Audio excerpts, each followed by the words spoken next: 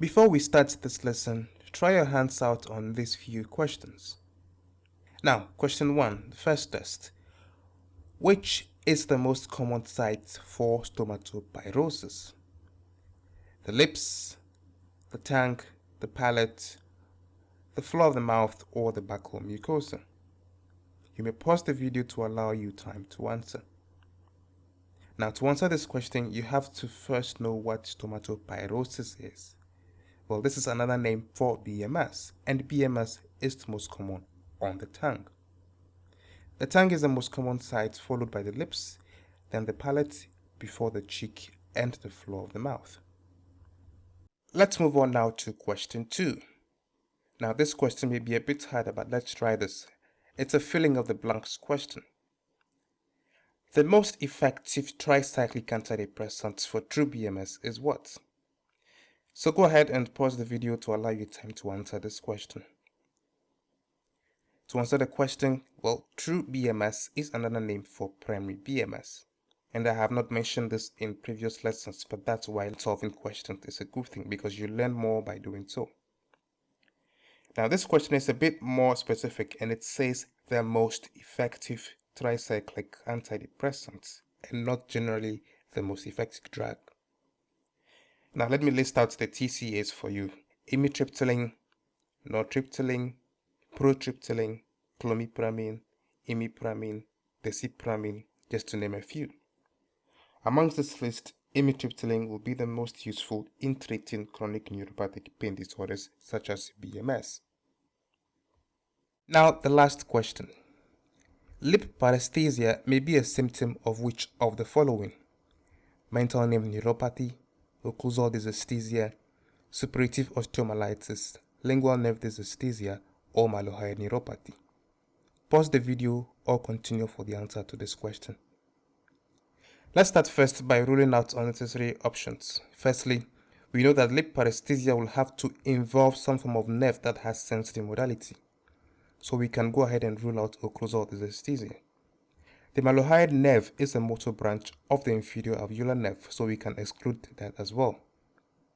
Next, we know the lip is not innervated by the lingual nerve, so we are left with 2 options. Now, since the mental nerve, which is a branch of the inferior alveolar nerve, innervates the lower lip, we can rule this answer choice as a possible correct option. Also, suppurative osteomyelitis within the mandible may exert pressure within the medullary space and lead to ischemic injury of the inferior alveolar nerve, which will in turn manifest as a mental nerve neuropathy. This phenomenon, as you will see in the osteomyelitis lecture, is known as Vincent symptom. So now we have 2 options, 2 correct options, the mental nerve neuropathy and then suppurative osteomyelitis. It's time now to get back to our lesson. And after this lesson, you would be able to classify or at least have an idea which Lamy and Lewis classification group your BMS patients belong to.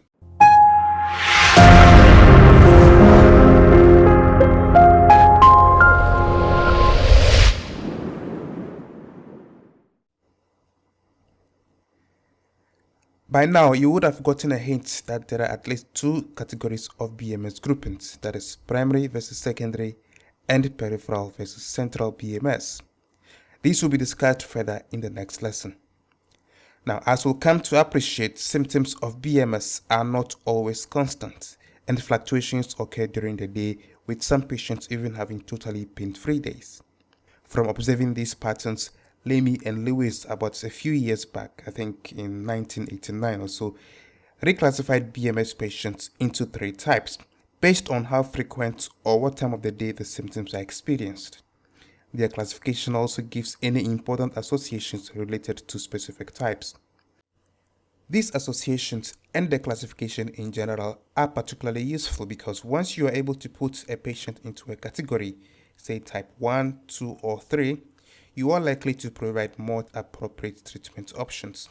As if that is not enough, the classification also tells you those patients that are more likely to respond to your treatment and is therefore also of prognostic value. Let's put these classifications into perspective. Now let's make believe that we have 3 patients coming to the dental clinic today. Well, these are not real patients, but I want to make a point here. So these patients, Sandra, Agnes, and Jennifer. So Sandra first. Sandra is a 63-year-old female, and she was diagnosed with inflammatory bowel disease some few years back, specifically Crohn's disease, and has been losing weight lately because of exacerbation of her bowel disease. She also complains of painful tongue sensations for about 5 months now, and this pain, she says, is typically absent in the early hours of the morning, but begins around late morning and worsens progressively during the rest of the day. On examination, she looked slightly pale and her tongue appeared depopulated and is shiny. So at this stage, you are probably thinking of some form of nutritional deficiency, probably vitamin B12, and with atrophic glossitis. Lo and behold, your laboratory investigations confirm this. So in conjunction with a physician, you began treatment with vitamin supplements in order to correct the deficiency. And also her IBD, that is her inflammatory bowel disease, also has begun receiving treatment. 6 weeks down the line, she is completely pain-free and has no more complaints concerning her burning tongue. And also the inflammatory bowel disease is being managed successfully. So now let's list some of the important features of Sandra's presentation and clinical course. First is the pain that is absent in the morning but is progressive through the day. That is a very important point. The second is the presence of a systemic disease. Actually, two systemic diseases, even though the inflammatory bowel disease is probably the reason for the hypovitaminaceous B. Third is that there was significant improvement after taking care of the underlying systemic disorders. Now, this constellation of findings will categorize Sandra as a Lamy and Lewis type 1 patient.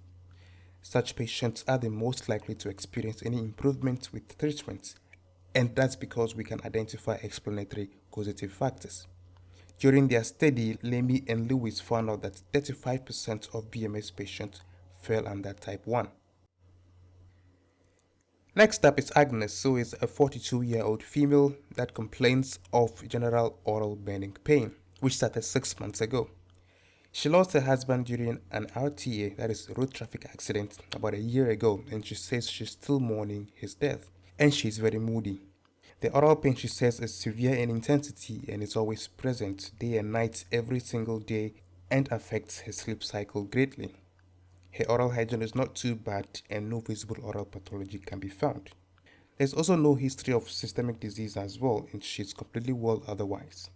After ruling out all possible reasons for her pain, you begin to suspect BMS and depression. So you advised psychiatric evaluation and started her on some initial treatment for BMS. 6 months down the line, even after psychiatric evaluation, there is only minimal improvement in her symptoms, so you decided to upgrade her treatment options for BMS. Let's pause here for a bit. Now, Agnes's case scenario is the classic BMS presentation, and in fact, in Lamy and Lewis's classification, more than half of patients had a similar pattern, that is 55% to be exact. These type 2 patients will typically have pain for most of the day and even at night, which is very unremitting. Association with psychological stress is also very significant, and such conditions as chronic anxiety and depression are common. The pain is also difficult to treat and is more likely to be resistant to any treatment options available. Let's examine now how Jennifer's case, that is the third patient's case, will differ from the previous two. So Jennifer is a 65-year-old female who has burning sensations in the floor of the mouth and the oropharyngeal area. This pain occurs about 3 to 4 times a week and is intermittent. She denies any systemic illness but says this burning occurs often following an outside meal, like fast food for instance. The pain peaks about midday and sometimes disturbs her sleep during the night. You suspect a food-related allergy, so you order for patch testing. It turns out she's allergic to certain food preservatives, and after avoiding these, her pain was alleviated. If you look at this case carefully, you can identify some unique findings yourself. You can pause the video, list your findings, and then return to compare with me. So the classic findings here will be 1. Burning sensation at unusual sites. Now we said earlier on that the tongue is the most common site for BMS, but here we say involvement of the floor of the mouth and the throat, which are rare sites. Second is that she has pain-free days. Certain days she is pain-free completely, but then certain days she has severe pain. The third point is that there is association with allergic reactions, typically food allergy. Now, this clustering of findings is classified type 3 by Lamy and Lewis and represents only about 10% of BMS cases. That is according to their study. To summarize, let's tabulate the various features of the classification and then do some comparisons as we go along. Summary tables are very important, so kindly give me your full attention. Now, this is the table, and we see we have the three categories of patients: type 1, type 2, and type 3. Notice that type 1 and type 2 patients will both have daily pain, but whereas type 1 patients are pain-free upon wakening in the morning, type 2 patients have pain upon wakening, and this pain is typically constant throughout the day. Type 1 pain starts around late morning, early afternoon, and is often progressive. And even though these patients may find it difficult falling asleep, that is because of all the evening pain they have, they usually will not have pain during sleep, unlike type 2 patients who will experience nocturnal pain, and this will therefore lead to them having altered sleep patterns. On the other hand, type 3 patients, that is a category of patients that should be relatively less difficult to identify, have pain holidays and may or may not have nocturnal pain. One significant feature of this type of patients also is that their pain manifests at uncommon sites, like the floor of the mouth, the buccal mucosa, and the oropharyngeal area, as we saw in our last virtual patient. Now, there are some important associations for all these three types. In type 1, systemic disorders such as nutritional deficiencies and endocrine disorders have been linked to the development of their pain. As a result, identifying and establishing this association will direct your treatment approach and allow for resolution of symptoms which can be predictable. In type 2 patients, underlying psychiatric problems have often been observed. Family death, job problems, depression, anxiety, and so on are some of the culprits, and hence such patients will require psychiatric assistance in addition to primary management of their burning mouth syndrome. This group of patients are often very difficult to manage, and treatment outcomes are usually unpredictable. Now, in type 3 patients, the food allergy association may well explain the pain characteristics we see in this group of patients. As one may not be exposed to the allergens every day, the pain characteristically occurs only on some days and at unusual sites like the floor of the mouth and the throat. Gravity allows the allergen to more likely settle on the floor of the mouth, and swallowing will also allow oropharyngeal contact. In my opinion, however, I suspect this type to be related to the oral allergy syndrome, and if the allergen is identified and avoided, pain resolution will often occur. If you want to have more information about the oral allergy syndrome, please check the lecture catalog on this website. Type 3 is the least common presentation of BMS patients, whereas as we alluded to earlier, type 2 is a classic and most common presentation. This brings us to the end of lesson 3. You may move on now to lesson 4. Do not forget to mark this lesson as complete.